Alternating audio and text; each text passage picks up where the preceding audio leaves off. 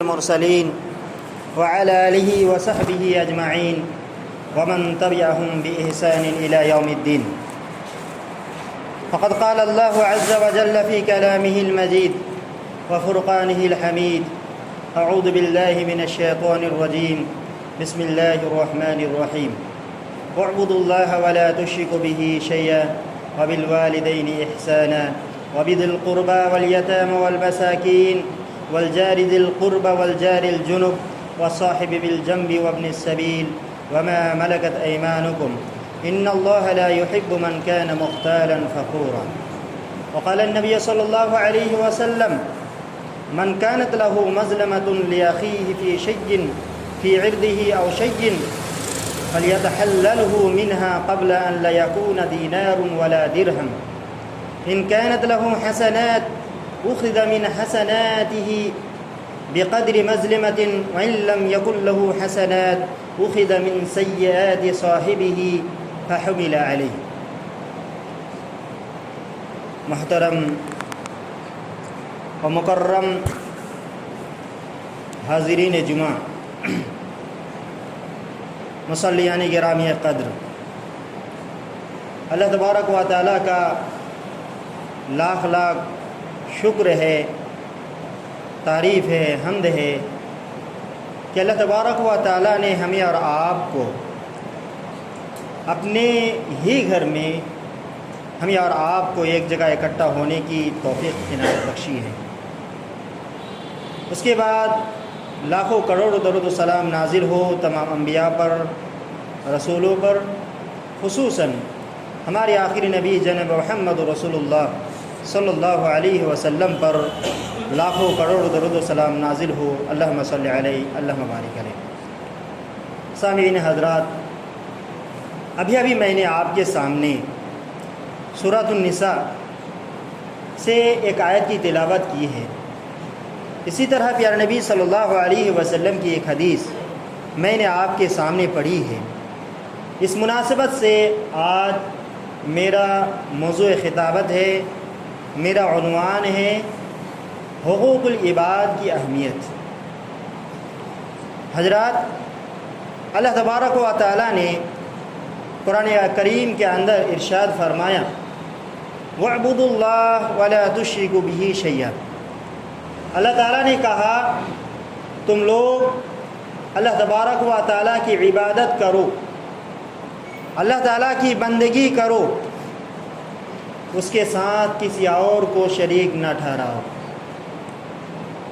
وَبِالْوَالِدَيْنِ إِحْسَانًا، اور تم لوگ اپنے والدین کے ساتھ، اپنے ماں باپ کے ساتھ اچھا برتاؤ کرو، اس کے ساتھ حسن سلوک کرو۔ وَبِذِي الْقُرْبَى وَالْيَتَامَى وَالْمَسَاكِينِ، اسی طرح رشتہ داروں کے ساتھ، یتیموں کے ساتھ، مسکینوں کے ساتھ حسن سلوک کرو، اچھا برتاؤ کرو۔ اسی طرح اللہ تبارک و تعالیٰ نے کہا وَالْجَارِ ذِي الْقُرْبَى وَالْجَارِ الْجُنُبِ، اسی طرح قریبی آپ کے رشتہ داروں میں جو پڑوسی ہے، قریبی رشتہ دار پڑوسی کے ساتھ، اسی طرح اجنبی پڑوسی کے ساتھ، وابن السبیل، اور اسی طرح مسافر کے ساتھ بھی اچھا حسن سلوک کرو، اچھے طریقے سے برتاؤ کرو۔ وما ملکت ایمانکم، اللہ تعالیٰ نے فرمایا تمہارے نوکروں کے ساتھ، تمہارے غلاموں کے ساتھ، تمہارے مزدوروں کے ساتھ اچھا برتاؤ کرو، اچھا حسن سلوک کرو۔ ان اللہ لا يحب من كان مختالا فخورا، یہ یقیناً اللہ تبارک و تعالیٰ فخر کرنے والوں کو، تکبر کرنے والوں کو اللہ تبارک و تعالیٰ پسند نہیں کرتا۔ حضرات، اس آیت کریمہ کے اندر اگر ہم اور آپ غور کریں تو اللہ تبارک و تعالیٰ نے اس آیت کریمہ کے اندر دو طرح کی باتیں کی ہیں۔ دو طرح کی باتیں اللہ تبارک و تعالیٰ نے اس آیت کریمہ کے اندر بیان کیا ہے۔ اگر پوری شریعت کا مطالعہ کریں تو ہمیں اور آپ کو پتہ چلے گا پوری شریعت کا خلاصہ، پوری شریعت کا نچوڑ اللہ تبارک و تعالیٰ نے اسی آیت کریمہ کے اندر ذکر کر دیا ہے، اور وہ یہ ہے حقوق اللہ اور حقوق العباد۔ اللہ تبارک و تعالیٰ نے اس آیت کریمہ کے اندر دو بڑا بنیادی حق کا تذکرہ کیا. ایک حق اللہ تبارک و تعالیٰ کا، ایک دوسرا حق بندوں کا. حقوق اللہ کا مطلب کیا ہے؟ اللہ تبارک و تعالیٰ کا حق، یعنی اللہ تبارک و تعالیٰ کے بندوں پر حق، اور وہ یہ ہے کہ بندہ اللہ تبارک و تعالیٰ کی عبادت کرے، بندہ اللہ تبارک و تعالیٰ کی بندگی کرے، بندہ اللہ تبارک و تعالیٰ کے حکم کے مطابق اپنی زندگی کو گزارے، اللہ تبارک و تعالیٰ کے ساتھ کسی کو شریک نہ کرے، کسی کو شریک نہ ٹھہرائے، اور اللہ تبارک و تعالیٰ کی نافرمانی نہ کرے. حضرت معاذ بن جبل رضی اللہ تعالیٰ عنہ سے مروی ہے، وہ کہتے ہیں کہ میں نبی کریم صلی اللہ علیہ وسلم کے ساتھ ایک گدھے پر سوار تھا. اسی بیچ میں اللہ کے رسول صلی اللہ علیہ وسلم نے کہا، یا معاذ اتدرون ما حق اللہ علی العباد وحق العباد علی اللہ. اللہ کے رسول صلی اللہ علیہ وسلم نے کہا کہ معاذ بتاؤ، کیا تمہیں معلوم ہے کہ اللہ تعالیٰ کا حق اپنے بندوں پر کیا ہے اور بندوں کا حق اللہ تبارک و تعالیٰ پر کیا ہے؟ کیا تمہیں معلوم ہے؟ حضرت معاذ بن جبل رضی اللہ تعالیٰ عنہ نے کہا، اللہ و رسول عالم، اللہ کے رسول مجھے نہیں معلوم، اللہ اور اس کے رسول ہی بہتر جانتے ہیں. اللہ کا بندوں پر اور بندوں کا اللہ پر کیا حق ہے، یہ اللہ اور اس کے رسول ہی بہتر جانتے ہیں. تو اللہ کے رسول صلی اللہ علیہ وسلم نے فرمایا، حق اللہ علی العباد ان یعبدوہ ولا یشرکوا بہ شیئا. اللہ تبارک و تعالیٰ کا بندوں پر یہ حق ہے کہ بندہ اللہ تبارک و تعالیٰ کی عبادت کرے اور اس کے ساتھ کسی کو شریک نہ ٹھہرائے. اس کے بعد بندوں کا اللہ تبارک و تعالیٰ کا حق یہ ہے کہ جب بندہ اللہ تبارک و تعالیٰ کی عبادت کرے گا، اللہ تبارک و تعالیٰ اسے سزا نہ دے، اللہ تبارک و تعالیٰ اسے عذاب نہ دے. حضرات، بندہ جب نماز پڑھتا ہے، نماز پڑھ رہا ہوتا ہے یا اللہ تبارک و تعالیٰ کے حق ادا کر رہا ہوتا ہے. ایک بندہ نماز پڑھتا ہے، اللہ کا حق ادا کرتا ہے. ایک بندہ حج کرتا ہے اور حج کے ذریعے سے اللہ تبارک و تعالیٰ کا حق ادا کر رہا ہوتا ہے. ایک بندہ زکوٰۃ جیسی اللہ تبارک و تعالیٰ کا حکم مانتے ہوئے زکوٰۃ نکالتا ہے، یہ اللہ تبارک و تعالیٰ کا حق ادا کر رہا ہوتا ہے. حضرات، اسی طرح قرآن مجید کی تلاوت کر رہا ہے، اللہ تبارک و تعالیٰ کا حق ادا کرتا ہے. حضرات، یہ اللہ تبارک و تعالیٰ کا حق ہے کہ ہم اور آپ اللہ کے بندے اللہ تبارک و تعالیٰ کی عبادت کریں اور اللہ تبارک و تعالیٰ کو چھوڑ کر کسی اور کی عبادت اور کسی کی بندگی نہ کریں. یہ پہلا حق جو اللہ تبارک و تعالیٰ نے اس آیت کریمہ کے اندر تذکرہ کیا. ایک دوسرا حق جس کو اللہ تبارک و تعالیٰ نے اس آیت کریمہ کے اندر ذکر کیا ہے، وہ ہے حقوق العباد، یعنی بندوں کا حق. ایک بندے کا دوسرے بندے پر کیا حق ہے، اس حقوق کے بارے میں اللہ تبارک و تعالیٰ نے ذکر کیا ہے. ایک آدمی کا دوسرے آدمی پر حق، ایک بندے کا دوسرے بندے پر حق. اسی طرح والدین کے، ماں باپ کے اپنے اولاد پر حق، اولاد کے اپنے والدین پر حق. اسی طرح ایک باپ کے اپنے بیٹے پر حق، بیٹے کا اپنے باپ پر حق. ایک شوہر ہونے کے ناطے شوہر کا اپنی بیوی پر حق، بیوی کا اپنے شوہر پر حق. اسی طرح ساس کا اپنے بہو پر حق، بہو کا اپنے ساس پر حق. اسی طرح ایک مسلمان کا دوسرے مسلمانوں پر حق، دوسرے مسلمان اسی طرح اسی پر حق. ایک پڑوسی دوسرے پڑوسی پر حق. اسی طرح ایک رشتہ دار کا حق دوسرے رشتہ دار پر، دوسرے رشتہ دار کا حق دوسرے رشتہ دار پر. اگر دیکھیں تو ایک بندہ، ایک مسلمان، ایک بندہ ایک دوسرے سے جڑا رہتا ہے اور ایک دوسرے پر حق کسی نہ کسی ناحیے سے ایک دوسرے پر حق بنتا ہے. حضرات، چاہے کہ ایک دوسرے کو حقوق ادا کرے اور ایک دوسرے کے حقوق کے اہتمام کے ساتھ ایک دوسرے کو حق مکمل طور پر دے. حضرات، آج اگر سماج کے اندر جھانک کر دیکھیں، اپنے معاشرے کا جائزہ لے، آج یہ معاشرہ جسے ہم مسلمان کا معاشرہ کہتے ہیں، یہ وہ معاشرہ جسے اسلامی معاشرہ کہا جاتا ہے، جس معاشرے میں لوگ بڑے اطمینان کے ساتھ زندگی گزارے، لوگ بڑی اطمینان کے ساتھ اپنی زندگی گزارے، اس میں ساری چیزیں محفوظ رہیں، بڑے امن کے ساتھ، بڑے اطمینان کے ساتھ، بڑے سکون کے ساتھ اپنی زندگی گزارے. لیکن آج امن سکون کی جگہ پر ایک دوسرے کے خلاف لڑائی جھگڑا کیوں؟ آج اس محبت کی جگہ میں نفرت کیوں؟ آج ایک ساتھ مل جل کر زندگی گزارنے کے بجائے ایک دوسرے سے لڑتے ہوئے نظر کیوں آتے ہیں؟ آج محبت کی جگہ میں ایک دوسرے کے خلاف ایک دوسرے کے خلاف نفرت کیوں بھڑک رہی ہے؟ ایک دوسرے کے خلاف عداوتی دشمنی کیوں ہے؟ کیا سبب ہے؟ کہ ہم نے کبھی غور کیا ہے؟ کہ ہم نے کبھی اس بارے میں سوچا کیا ہے کہ بندوں کے درمیان جو اللہ تبارک و تعالیٰ نے سارے بندوں کو پیدا کیا ہے اور یہ لوگ آپس میں مل جل کر رہے، لیکن آج ایک دوسرے سے دشمن نظر آتے ہیں، ایک بھائی کو اپنے بھائی سے شکایت نظر آتے ہیں، ایک باپ کو اپنے بیٹے کے بارے میں شکایت کرتے ہوئے نظر آتے ہیں، بیٹا کو اپنے باپ کی شکایت، اسی طرح ایک بہو کو اپنے ساس کی شکایت کرتی ہوئی نظر آتی ہے، ایک ساس اپنی بہو کی شکایت کرتی ہوئی نظر آتی ہے۔ کیا سبب ہے حضرات؟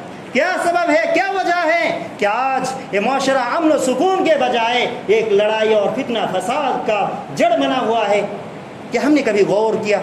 کہ ہم نے کبھی سوچا بھی اس معاملے میں اس کا حل کیا ہے؟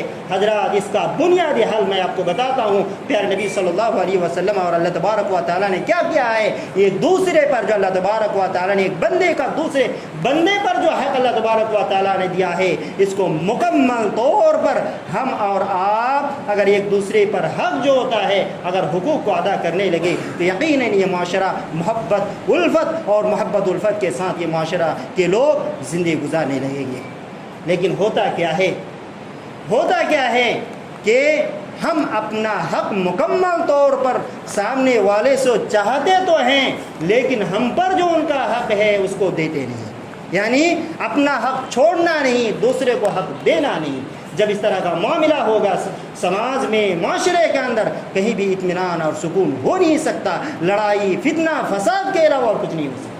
حضرات، اس کا حل یہی ہے کہ ہم ایک دوسرے کو حق دیں، ان کا جو حق ہم پر آتا ہے، آپ پر جو دوسرے کا حق آتا ہے، آپ بھی دوسرے کو حق دیں، آپ بھی دوسرے کو حق ادا کرے گا۔ حضرات، ہر ایک کو یہی شکایت ہے، ایک پڑوسی کو اپنے پڑوسی کے بارے میں شکایت ہے، میرا پڑوسی اچھا نہیں ہے، میں بھی جا کر دوسرے کے بارے میں شکایت کرتا ہوں، میرا پڑوسی اچھا نہیں ہے۔ حضرت، میں بھی اچھا نہیں ہوں، آپ بھی اچھا نہیں ہے، میں بھی آپ کے بارے میں شکایت کرتا ہوں، آپ بھی میرے بارے میں شکایت کرتے ہیں۔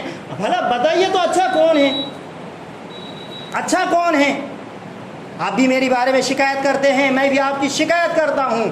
اس مسئلے کا حل یہ نہیں ایک دوسرے کے بارے میں شکایت کرتے پھرے، اس مسئلے کا حل یہ ہے کہ ہم بھی آپ کا حق ادا کریں، آپ بھی میرا حق ادا کریں۔ یقین مانیے اگر اس طرح کا معاملہ کریں گے تو ایک دوسرے سے شکایت بالکل نہیں رہے گی۔ حضرات، ایک سماج میں رہتے ہوئے، ایک معاشرے میں رہتے ہوئے انسان کے 3 طرح کے حقوق ہوتے ہیں، یاد رکھیں۔ معاشرے میں رہتے ہوئے، کسی بھی سماج کے اندر رہتے ہوئے ایک دوسرے کے اوپر 3 طرح کے حقوق عائد ہوتے ہیں۔ ایک حق جانی حق، ایک دوسرا مالی حق، اور ایک تیسرا عزت و آبرو کا حق۔ ایک مالی جانی حق، ہر انسان چاہتا ہے کہ اس کا جان محفوظ رہے، دوسرا اسے کوئی تکلیف نہ دے، اس کو پریشان نہ کرے، اس کے ساتھ اچھے سے برتاؤ کرے۔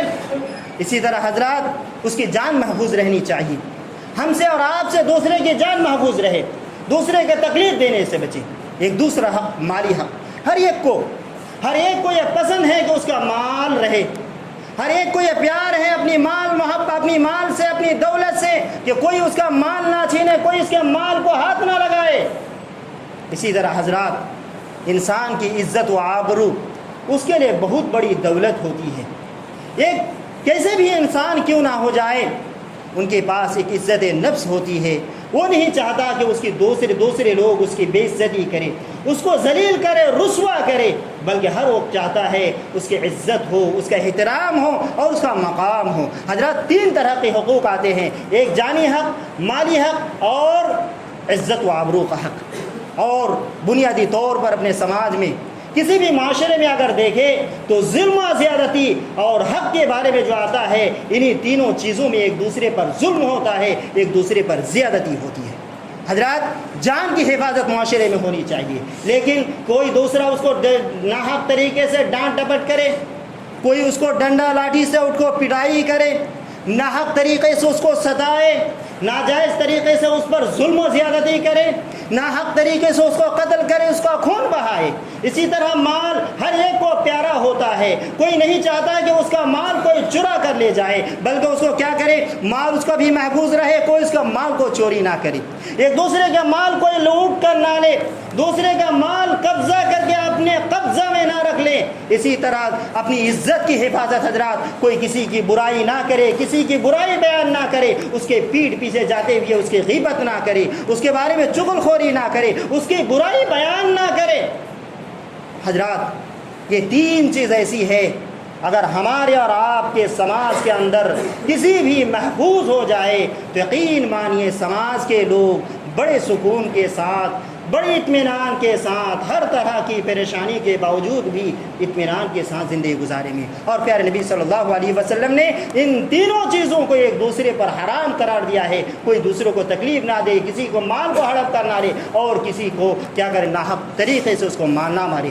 پیارے نبی صلی اللہ علیہ وسلم نے حجۃ الوداع کے اندر اللہ کے رسول صلی اللہ علیہ وسلم نے لوگوں کو خطاب کرتے ہوئے فرمایا تھا، الا ان دماءکم واموالکم واعراضکم حرام علیکم کحرمۃ یومکم ھذا۔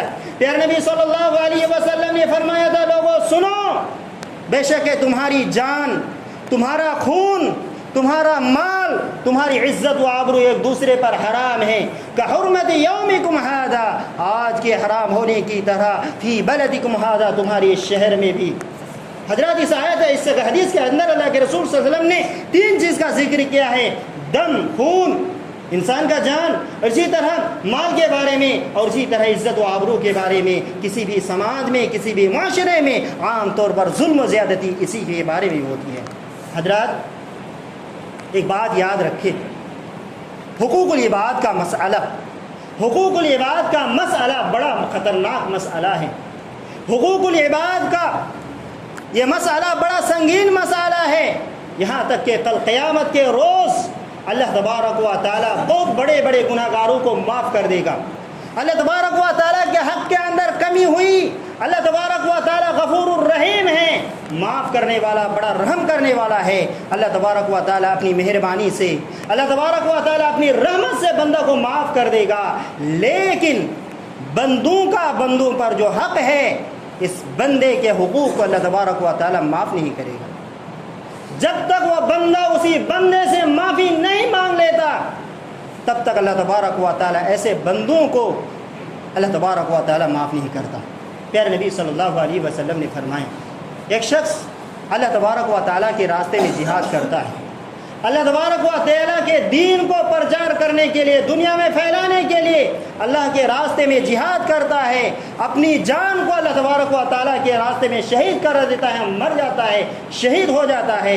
اللہ کے رسول صلی اللہ علیہ وسلم نے فرمایا، کل ذنب یغفر له الا الدین۔ اللہ کے رسول صلی اللہ علیہ وسلم نے فرمایا، اس کے ہر طرح کے گناہ اللہ تبارک و تعالیٰ معاف کر دیتے ہیں، ہر طرح کے گناہ مٹا دیے جاتے ہیں، الا الدین، مگر قرض کے۔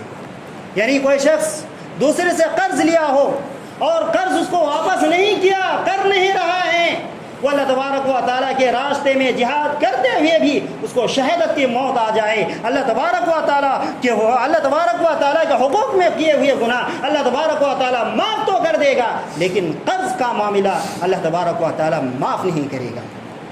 حضرات یہ حقوق العباد کا مسئلہ بڑا اہم مسئلہ ہے، حقوق العباد کا مسئلہ بڑا سنگین اور بڑا خطرناک مسئلہ ہے۔ پیارے نبی صلی اللہ علیہ وسلم نے فرمایا، ایک دوسرے کو حقوق ادا نہ کرنے کی وجہ سے ایک انسان کو قبر میں عذاب ہوتا ہے۔ پیارے نبی صلی اللہ علیہ وسلم کا گزر ایک مرتبہ دو قبر کے پاس سے ہوتا ہے۔ پیارے نبی صلی اللہ علیہ وسلم نے فرمایا، ان دونوں آدمی کو اپنی اپنی قبر میں عذاب ہو رہا ہے، اور اللہ کے رسول نے کہا کہ کسی بڑے گناہ کی وجہ سے اس کو عذاب نہیں ہو رہا ہے۔ اللہ کے رسول صلی اللہ علیہ وسلم نے دونوں کا ایک ایک کر کے سبب بتایا۔ ایک وہ شخص، ان میں سے ایک شخص یہ تھا، اللہ کے رسول صلی اللہ علیہ وسلم نے فرمایا، لا یستتر من البول، وہ پیشاب سے نہیں بچتا تھا، پیشاب کے چھینٹوں سے نہیں بچتا تھا، جس کی وجہ سے اس کو قبر میں عذاب ہو رہا ہے۔ اور دوسرے شخص کے بارے میں اللہ کے رسول صلی اللہ علیہ وسلم نے فرمایا، کان یمشی بالنمیمہ، کان یمشی بالنمیمہ، وہ لوگوں کی چغل خوری کیا کرتا تھا، ایک کی بات سن کر دوسروں کو لگاتا اور دوسری کی بات سن کر اس کو لگاتا تھا، آپس میں لڑائی جھگڑا کرانے کے لیے۔ پیارے نبی صلی اللہ علیہ وسلم نے حضرات، یہ ہے نمیمہ، یعنی چغل خوری کرنا، یہ حق بندوں کے ساتھ ریلیٹڈ ہے، یہ بندوں کے ساتھ حق رکھتا ہے۔ اللہ کے رسول صلی اللہ علیہ وسلم نے کہا کہ اس کی وجہ سے اس کو قبر میں عذاب ہوتا ہے۔ حضرات حقوق العباد کا معاملہ کتنا خطرناک ہے، آئیے میں آپ کے سامنے ایک حدیث سناتا ہوں۔ پیارے نبی صلی اللہ علیہ وسلم نے کہا، صحابہ کرام سے پوچھا، بتاؤ صحابہ کرام اتدرون من المفلس، اللہ کے رسول نے کہا بتاؤ تمہیں معلوم ہے غریب کسے کہتے ہیں، مفلس کون ہیں، غریب قلاس نادر شخص کون ہے؟ صحابہ کرام رضوان اللہ اجمعین نے کہا المفلس فینا من لا درہم لہ ولا متاع، اللہ کے رسول ہمارے اندر ہمارے بیچ میں غریب وہی شخص ہم کہتے ہیں جس کے پاس مال نہیں ہے، جس کے پاس دولت نہیں ہے، جس کے پاس روپیہ نہیں ہے، پیسہ نہیں ہے، بینک بیلنس نہیں ہے، کچھ نہیں ہے، گاڑی نہیں ہے۔ اللہ کے رسول ہم لوگ اسی کو کیا کہتے ہیں؟ غریب کہتے ہیں اپنے سماج کے اندر۔ اور حقیقی معنی میں ہم اور آپ یہی کہیں گے کہ سماج کے اندر غریب فقیر وہی شخص ہے جس کے پاس روپیہ نہیں ہے، مال نہیں ہے، دولت نہیں ہے، گاڑی نہیں ہے، یہ شخص سب سے زیادہ غریب ہے۔ لیکن اللہ کے رسول صلی اللہ علیہ وسلم نے فرمایا دنیا کا غریب حقیقت میں غریب نہیں ہے، غریب وہ شخص ہے، اللہ کے رسول نے کہا المفلس من امتی من یاتی یوم القیامت بصلاۃ وصیام وزکات، اللہ کے رسول صلی اللہ علیہ وسلم نے فرمایا میری امت کا سب سے بڑا غریب کل قیامت کے روز وہ شخص ہے جو کل نماز کی نیکی کو لے کر آئے گا، اللہ تبارک و تعالیٰ کے دربار میں روزے کے نیکی کو لے کر آئے گا، حج کی نیکی لے کر آئے گا، اور طرح طرح کے ثواب لے کر آئے گا، لیکن اتنے سارے ثواب کے ڈھیر ہونے کے باوجود اس شخص کو جنت نصیب نہیں ہوگی، بلکہ دوسرے کی گناہ کا بوجھ اپنے کندھے میں لاد کر جہنم میں جانا پڑے گا۔ کیا سبب ہے؟ پیارے نبی صلی اللہ علیہ وسلم نے فرمایا وَيَأْتِي قَدْ شَتَمَ هَذَا وَيَأْتِي قَدْ شَتَمَ هَذَا وَقَذَفَ هَذَا وَسَفَكَ دَمَ هَذَا وَأَكَلَ مَالَ هَذَا وَضَرَبَ هَذَا، اللہ کے رسول صلی اللہ علیہ وسلم نے فرمایا یہ شخص نماز کی نیکی لے کر آئے گا، حج کی نیکی لے کر آئے گا، روزے کے اجر و ثواب لے کے آئے گا، نیکیوں کا ڈھیر ہوگا اس کے پاس، لیکن دنیا میں کسی کو گالی دیا ہوگا، دنیا میں کسی پر الزام لگایا ہوگا، دنیا پر کسی کی عزت کو تار تار کی ہوگی، کسی کا مال ہڑپ کر کھایا ہوگا، کسی کا ناحق طریقے سے خون بہایا ہوگا، کسی کو ناحق طریقے سے مارا ہوگا، یہ سارے حقدار اللہ تبارک و تعالیٰ کے دربار میں حاضر ہوں گے۔ اللہ دنیا میں مجھے گالی دی تھی، آج دینے کے لیے کیا ہوگا حضرات؟ کیا اس کے پاس مال و دولت ہوگی کہ مال و دولت کے ذریعے سے اس کو بدلہ دیا جائے؟